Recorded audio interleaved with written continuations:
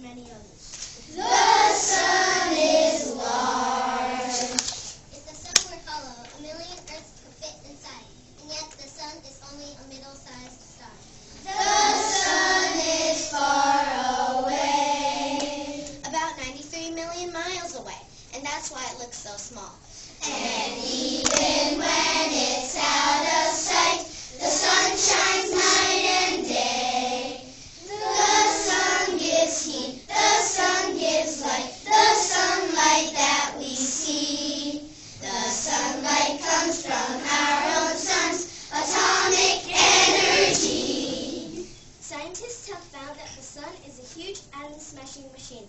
The heat and the light of the sun come from the nuclear reactions of hydrogen, carbon, nitrogen, and helium. The sun is a mass of